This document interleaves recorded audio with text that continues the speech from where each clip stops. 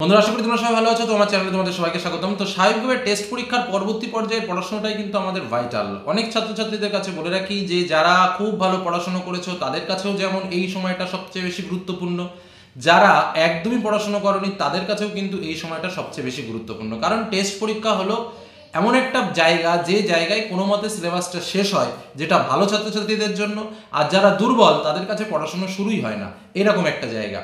তো যাই হোক, এই টেস্ট পরীক্ষার রেজাল্ট কিন্তু স্বাভাবিকভাবে পাস মার্কটা আমাদের অর্জন করতেই হবে, কারণ অ্যালাউ হওয়ার একটা ব্যাপার রয়েছে। আবার অনেকে প্রশ্ন করতে পারে, স্যার অ্যালাউ না হলে কি পরীক্ষাতে দেবে না? তো সেই বিষয় নিয়ে আমি এর আগে আলোচনা করেছি যে সম্পূর্ণ স্কুলের ওপর ডিপেন্ড করে, স্কুল যে সিদ্ধান্ত নেবে সেটাই তোমার ক্ষেত্রে প্রযোজ্য।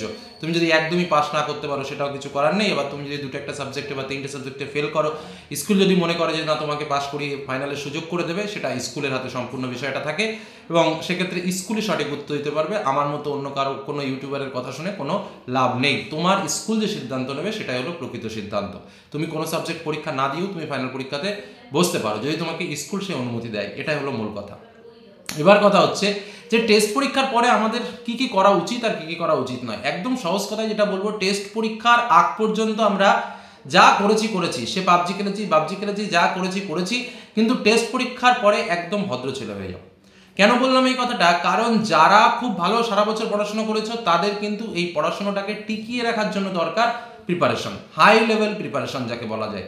সেই হাই লেভেল প্রিপারেশনের পরে যে সময়টুকু, সেটা কিন্তু এই টেস্ট পরীক্ষার পর। এবং এই সময়টায় আমি তোমাদের 100% একটা কথা বলে দিচ্ছি, কথাটা কান খুলে শুনে রাখো। এই সময়টায় কিন্তু যে যত বেশি প্র্যাকটিস করবে, যে যত বেশি সময় দেবে পড়াশোনার জন্য, সে তত ভালো রেজাল্ট করবে। কেউ সারা বছর কতটা পড়েছে তার উপরে কিন্তু রেজাল্ট নয়। সারা বছর পড়েছো ঠিক আছে, কিন্তু সারা বছর পড়ার পর সেই পড়াটাকে এই যে শেষ সময় পর্যন্ত টেনে নিয়ে যাওয়া, ধরো আমাকে ফেব্রুয়ারি মাস পর্যন্ত টেনে নিয়ে যেতে হবে, এই 2-2.5 মাস টেনে নিয়ে যাওয়াটাই কিন্তু হচ্ছে আমাদের সব থেকে মূল্যবান সময়। যার কারণে টেস্ট পরীক্ষার পরে সচেতন হওয়াটা আমাদের প্রত্যেকের কাজ। যারা পড়াশুনো করনি, বারবার বলছি, টেস্ট পরীক্ষার পরে পড়াশোনা শুরু করো। 80% নম্বর ইজিলি কিন্তু তুমি পাবে, এটুকু মাথায় রাখতে পারো। এবার কথা হচ্ছে, স্যার কীভাবে পাবো বা কীভাবে পড়াশুনো করব। আমি আজ কয়েকটা মেথড বলে দিই, সেই মেথডগুলো একটু মনে রাখবে।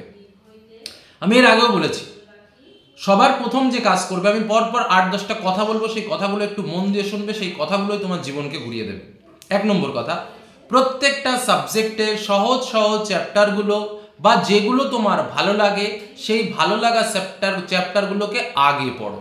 তোমার যেগুলো ভালো লাগে, প্রত্যেকটা বইয়েরই কিছু কিছু অংশ ভালো লাগে, সেই ভালো লাগাটুকুকে আগে পড়ো। কেন বললাম এই কথাটা? সবাই তো বলবে যা পড়ো না তাই পড়ো। আমি বলবো না, যা তুমি ভালো বোঝো সেটুকুই আগে করো। আগে মনটাকে শান্ত করো যে না, আমি ইতিহাসে 8টা চ্যাপ্টার রয়েছে, তার মধ্যে 4টে চ্যাপ্টার আমি ভালো পারি। ভূগোলে 5টা চ্যাপ্টার রয়েছে, তার মধ্যে আমি 2টো চ্যাপ্টার ভালো করে পড়ি, যেটা আমার সব থেকে ভালো লাগে। অঙ্কে আমার এতগুলো রয়েছে, তার মধ্যে আমি এইটুকু পড়ি। আগে আমি উপপাদ্যটা পড়ি, আগে আমি সম্পাদ্যটা পড়ি, বা আগে আমি পাটিগণিতের একটা চ্যাপ্টারের অঙ্ক ভালো করে করি। তো এইরকম জীবন বিজ্ঞানে 5টা চ্যাপ্টার রয়েছে, সেখান থেকে আমি 2টো চ্যাপ্টার ভালো করে পড়ি। ভৌত বিজ্ঞানের এতগুলো চ্যাপ্টার রয়েছে, তার মধ্যে আমি সোজা যে 2-3টে চ্যাপ্টার আছে সেইগুলো পড়ি। তো টার্গেটটা তোমাকে এটা করতে হবে। প্রথমে সহজ চ্যাপ্টারগুলো, যেগুলো তোমার ভালো লাগে, যেগুলো পড়লে মনে হয় যে না এই পার্টটা আমার কাছে খুব সহজ লাগে, আমি এই পার্টগুলো পড়বো, সেই লেসনগুলোর উপর জোর দাও। সেইগুলো একদম যেটা পারবো সেটাকে 100% পারার চেষ্টা করো। যে ওই চ্যাপ্টারগুলো থেকে যে প্রশ্নে আসুক না কেন, আমাকে কেউ ফেলতে পারবে না। আগে নিজের জায়গাটা স্থির করো। যখনই তুমি দেখবে যে তোমার একটা বইয়ের 2টো বা 3টে চ্যাপ্টার তোমার কমপ্লিট হয়ে গেছে, যে কোনো বইয়ে যখনই দেখবে যে 2-3টে চ্যাপ্টার কমপ্লিট হয়ে গেছে, তখনই তুমি বুঝতে পারবে যে তোমার হাতে যে প্রশ্ন আসতে চলেছে, সেই প্রশ্নের ভেতরে তুমি 30% কি 40% মার্কস তোমার হাতের মুঠে চলে এসছে। এটা হলো ফার্স্ট টার্গেট হচ্ছে এটা।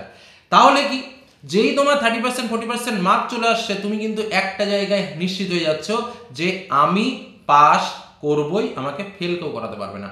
তো প্রথমে এই কাজটা আমি করে নেবো, যেটা আমি জানি, যেটা আমার সহজ লাগে, সেই জায়গা থেকে আমি কীভাবে কি নম্বরটা তুলে নেবো আমি ভালো করে জানি। কোন চ্যাপ্টার সহজ সে বিষয় নিয়ে আমি আলোচনা করেছি, বা আরও তোমাদের সামনে তুলে ধরবো যে প্রত্যেকটা সাবজেক্ট ধরে যে কোন সাবজেক্টগুলো কোন পার্টগুলো সহজ আছে, যেগুলো তোমরা পড়ে খুব সহজে আত্মীকরণ করতে পারবে। এটা হলো প্রথম কাজ। এবার আসবো দ্বিতীয় কাজ।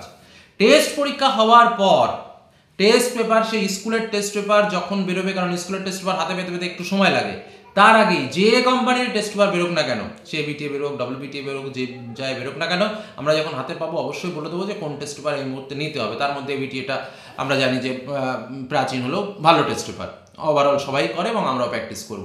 তো স্বাভাবিকভাবে যে টেস্ট পেপারই বেরোক না কেন, টেস্ট পেপারটা সংগ্রহ করো, ঠিক আছে? টেস্ট পেপার থেকে তোমাকে যেটা করতে হবে, শর্ট কোশ্চেনগুলো খুব ভালো করে প্র্যাকটিস করতে হবে। শর্ট কোশ্চেনের থেকে অন্তত 10টা করে টেস্ট পেপারের শর্ট কোশ্চেন সলভ করতে হবে।